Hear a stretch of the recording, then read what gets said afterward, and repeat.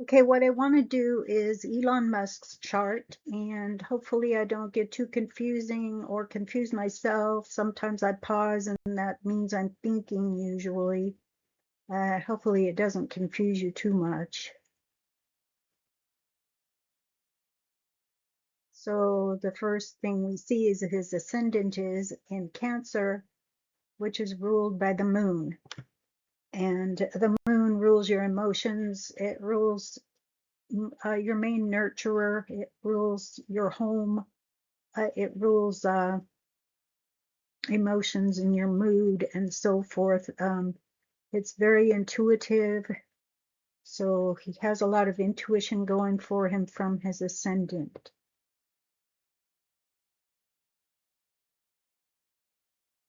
And also you can see that, I don't know if you know the symbols, but you can see that the sun and Mercury are also in Cancer right there by where the moon is. So the moon is ruling both his sun and Mercury. And let me see what I've done here.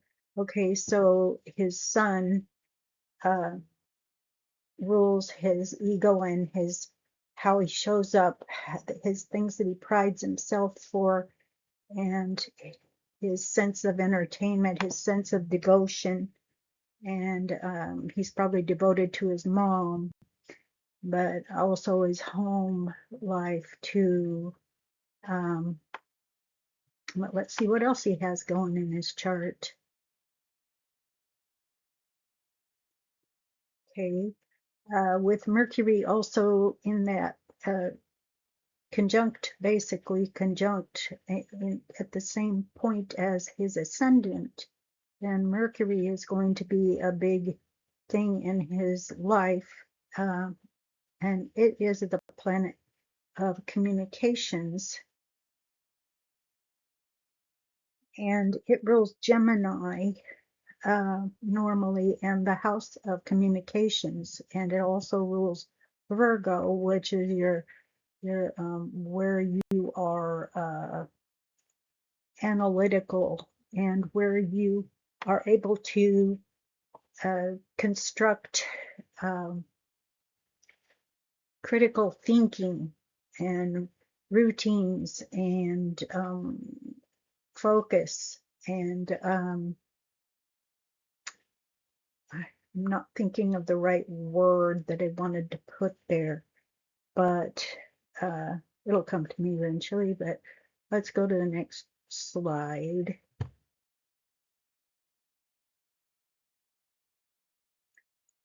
Okay, because it is in that same house, all that energy is combined.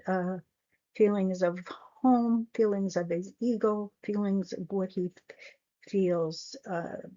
He's very connected to communications, and his intuition is connected to communications. And because the sun is actually in his 12th house in Placidus, in that Placidus house system, that means that he has all this under the surface energy going connected to the divine, because and it can be confusing, but it's also an isolating feeling of the back of your mind is his pride may be feel under the surface. He may have a hard time feeling prideful, uh, or but because the sun is there, sun rules creativity, and that 12th house rules imagination. And in Cancer, it's intuitive too, and Pisces is the ruler of that 12th house. So a lot of imagination and intuition going on in his sub uh, underneath. It's the unconscious, not the subconscious, the unconscious. It's unconscious motivation. His unconscious motivations are all tied up in this energy of creativity and imaginative energy. So let's go to the next one.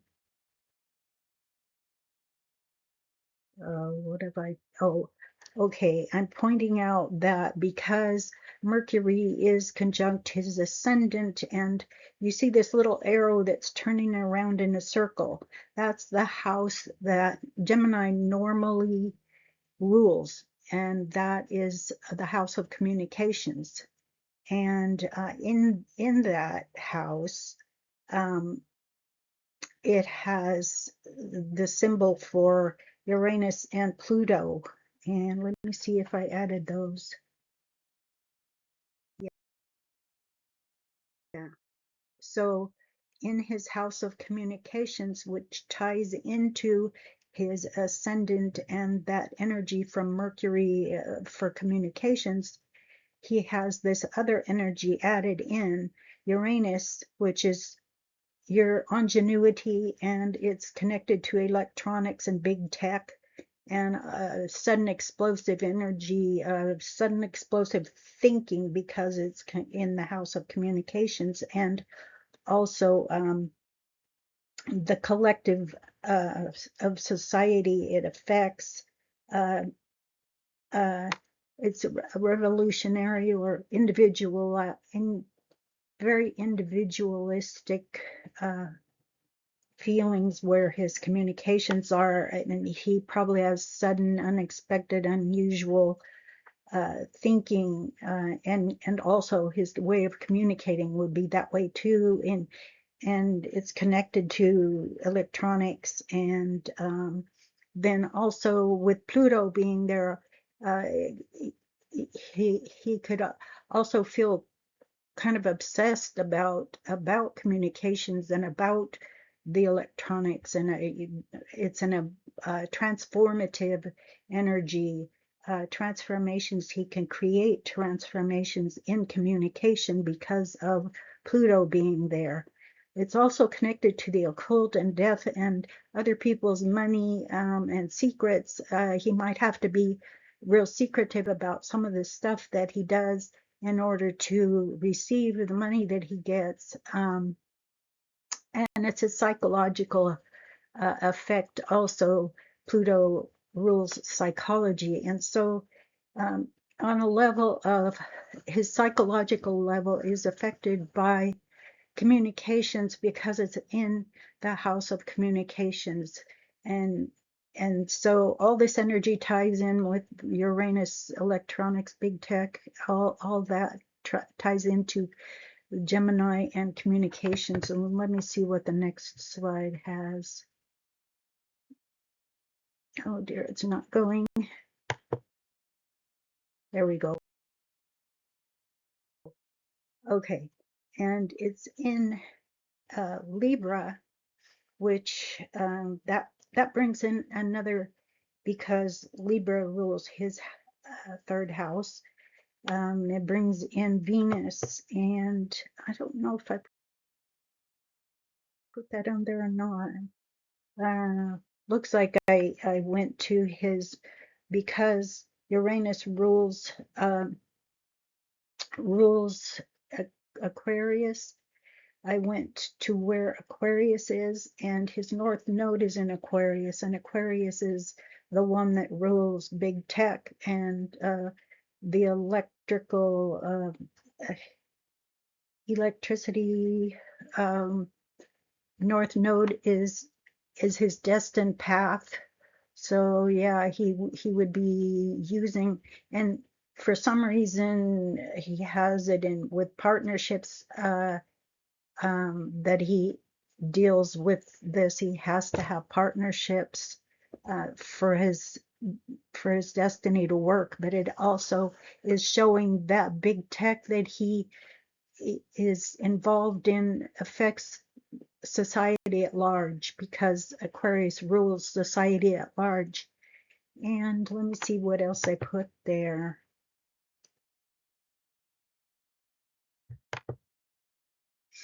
Yeah, his north node, which that's moving away from the south node, which is the other arrow there. The little red arrow by the Aquarius sign the pointing out the North Node, which is the destined path which I was speaking on. And it all ties into communications because of the Uranus is in the house of communications and um, technology, and Aquarius rules big tech. Uh, Gemini, which rules the third house, rules small tech. And so, and small communications and, um, well, communications of any kind. But the other arrow going is where he's moving away from, which means he's not necessarily uh, he's he's comfortable making money and using being entertaining. He's comfortable there and being prideful, but his destined path is to move where his north node is, and that's away from that area where that other arrow is, the south node. And so he's moving more toward working on society at large rather than his own ego. Okay, let's go to the next slide. And this is Mars, and I think Mars was right close to all that. Oh, I didn't really show that. Well, Mars was the ego, and the ego, I mean, the self-identity. And so the self-identity was tied up with all that energy that I just spoke about, about his north node and the electronics and big tech and so forth. So it was in Pisces, and Pisces was where he has his sun. Uh, the house of Pisces is where his sun is, and that means his identity is tied up in this subtle energy of Pisces, and it's ruled by Neptune, and it's just this psychic energy that he has. It's almost like uh, uh, too psychic about communications. It's an overwhelming amount of psychic connected to communications. And I don't know. This is Venus. Let me look at what I put Venus. Oh, okay, because Venus rules the house of money and possessions and so forth, and it's in Gemini. So his and uh, Gemini rules communications. Venus is the ruler of Libra, which is where Uranus and Pluto are, down on the bottom there with the arrow that's on the very bottom, turning around in a circle. That's that third house where Uranus and Pluto are, and all that energy in the communication sector ties in with Venus in the 11th house of gains, because Libra is ruled by Venus, and it also affects the money house, which is the red circle turning next on the left hand side of the one on the bottom, the arrow turning on the bottom. That's the second house, and the second house is the one that rules money you earn through your own efforts, and that is ruled by Mercury normally. So I mean, there again, you're tying in communications, which it ties in his first house. I didn't put that because I forgot. I didn't catch it at the time. I should have had another arrow turning right at his ascendant, because that's where his natal Mercury is. But that's more communications energy. And the thing is that Virgo, which is where that arrow on the left down at the bottom is ruling that house, is routines and efforts you put in, your things that you care about. So he cares about his money and possessions, but he puts in his efforts and it works into his routines how he handles his money and possessions. It's part of his routine, and he has analytical skills of dealing with his money. And then up at the top there, I have that other arrow going around in a circle. That's because Taurus is normally the ruler of that house where Mercury is ruling the house of money. So that's his house of career, and that's the 10th house, and so that ties into all this also, meaning communications can bring him because uh, because of Venus ruling Libra down in the 3rd house of communications, and it occupying Gemini in his natal chart. It brings communications. Uh, um, um, it brings money because Venus is the ruler of his 2nd house normally. But anyway, uh, Taurus is the ruler of the 2nd house also. So what I'm saying is Venus and Taurus normally rule the 2nd house. And so it brings in that 10th house also, which is his career, because the 10th house rules the career. Let me go to the next slide. And that brings in also Saturn, because the 10th house is ruled by Saturn. And where do I have Saturn in his chart? That's affecting that 10th house up there at the top. So it combines with money luck, because Venus is money, I mean, luck with money. And Saturn is your occupation, your it can be the government, it can be your methods, your methodology, it can be the responsibilities that you put on yourself. And off to the right there is where Capricorn rules in his house. I don't know why I put this one here.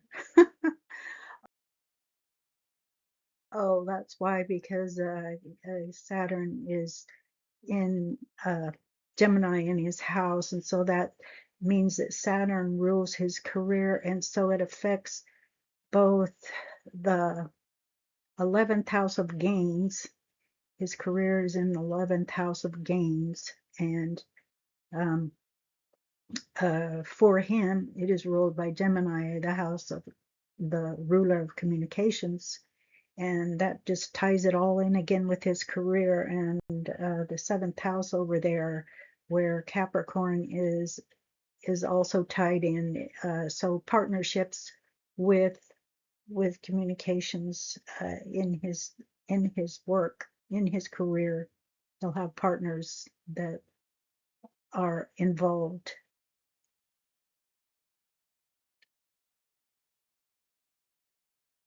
So then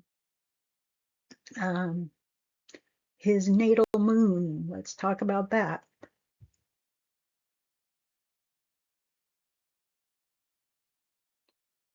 His natal moon is in in the house of money, money earned through your own efforts, which is the 2nd house. And that is the arrow down on the left bottom. And it ties in with all these other houses in the ways that I've already pretty much spoken about, because the communications that he does brings in all that. Being in that 2nd house which for him is ruled by Virgo, brings in Mercury, which is the ruler of Gemini, which is the ruler of communications. And so all these places in his chart are brought in to his house of gains. He's got uh, all these different energies tied together.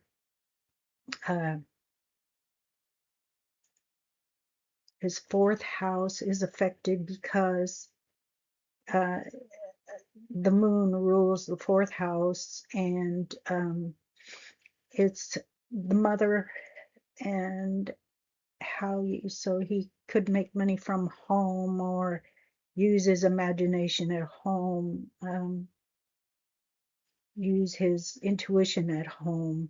But anyway, all of these houses are affected: Gemini, Taurus, Cancer, Virgo, Libra, Scorpio, and Capricorn, the ruler of career and the ruler of how you make your money. Scorpio is how you make money from other people. So it's all, he can make money from whatever he does in his home life, from other people. It's all connected.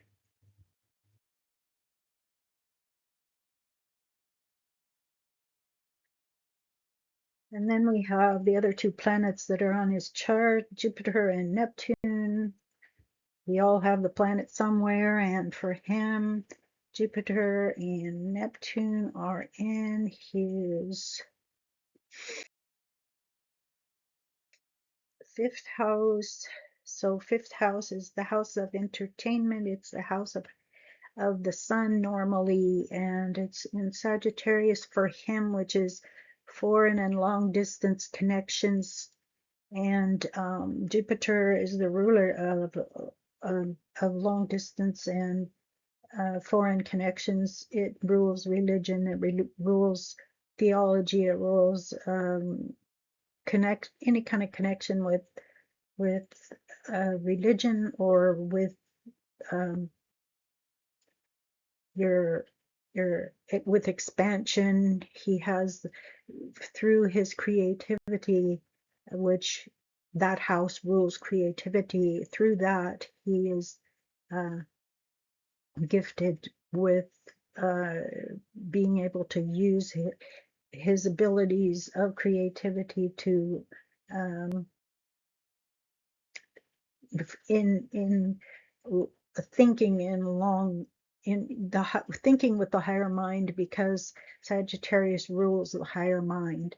And then you're also looking at Neptune being there, which is intuition and the um, unconscious urges, and that can bring inspirations and so forth that are not that are subtle, that just come to him from divine sources, and that can be on a large scale because of the effect of Jupiter. It's a double Jupiter, because it's ruled by Sagittarius, and also, now I can't see, I've got this thing so small. It might be that Jupiter is in Scorpio. I can't see if it's in Scorpio or in Sagittarius, but it's in the fifth house, and that's the house of creativity. Um, all this energy is combined to give him some creativity in some, he just pulls it out of the air. And it affects, uh, it can affect people far and wide, because it's a foreign and far distance thing. His thinking is from the higher mind, so it's a lot of higher mind thinking going on, but with this intuitive back door coming in all the time, um, especially with all that cancer he's got going and Mercury going in his the communicative energy in the intuitive Cancer. So let's see what else I've got going here. Oh, I guess I'm getting toward the end. The empty houses. Uh, okay. Scorpio is an empty house for him. I guess Jupiter must be in Sagittarius. I really can't see because this thing makes it small. Um, but the fourth house of home, that would mean he's kind of maybe feels secretive about his life because Scorpio rules that and Pluto rules Scorpio, and Mars rules the identity as the original ruler of it, but he could get both Pluto and Mars, which rule Scorpio, uh, are connected to getting money from outside sources, not through your own efforts, or coming from a wide variety of sources that are not maybe done through your own hands, by your own hands, like wills or government or gifts and things. And then for Capricorn in the sixth house, that's his work house, house of work, and that's an empty house also for him, but it is ruled by Saturn, and that's the ruler of career. And I've already spoken kind of with the connections of Capricorn, so I think and Saturn, where Saturn was, and which is in his 11th house of gains. So his work house is connected to the 11th house of gains. Um, uh, so his work is connected to communications, obviously, because the Gemini is where Saturn is placed in his natal chart. And then at the top there is Aries, another empty house, and Aries rules your self-image. And Aries at the top of that chart usually means you're isolated, and he may feel very isolated or feel alone, even though the whole world knows him, and the whole world may perceive him as being a lonely guy or um, being somehow isolated. I mean, he's the only one like him, right? um, this genius that steps out of nowhere, and that anyway, he does have quite a few, has had quite a few marriages, and I I didn't touch on that. At one point, I think I missed a house or a part. His seventh house, with his North Node in the seventh house, that can bring marriages or partners, but it doesn't necessarily mean a lot. Unusual partners because it's in Aquarius, and also possibly restricted because he also has Capricorn for part of that, or is restricted by his career as to uh, his partners being he may attract unusual partners and attract um, partners in his career, but he also may have uh, it. They may not. It isn't necessarily a focus, although he being unusual and being with tech is kind of his partner. is married to big tech, it looks like, and Mars has the connection to to that. And Mars is sexuality, so and in the house of sexuality, and so I mean, his self-image, he probably has a pretty unusual way of looking at himself in his sexuality. But I didn't get to the last empty house, which is Taurus up there at the top, and that's his 10th house of career, which uh, I've already spoken about how Taurus is ruled by Venus and where it connects with the other parts in the chart, and it's how you make your own money, and it's in the house of career, bringing good luck to his career. And I think that's it.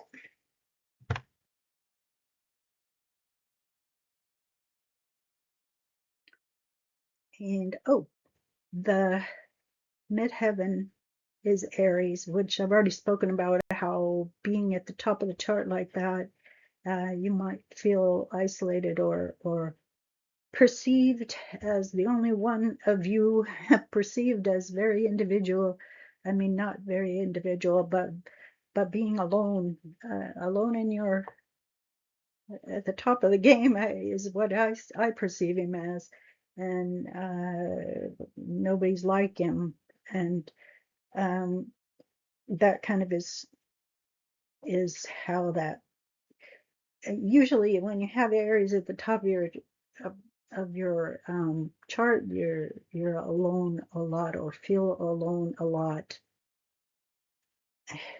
and um, on his descendant, that's the people that he has partnerships with and that he tracks for partnerships, so they will all be usually connected with his career and in in connect in connection with how he works in his career and his methods and so forth of his career. And then at the bottom of the chart is where his innermost feelings. He's this little uh,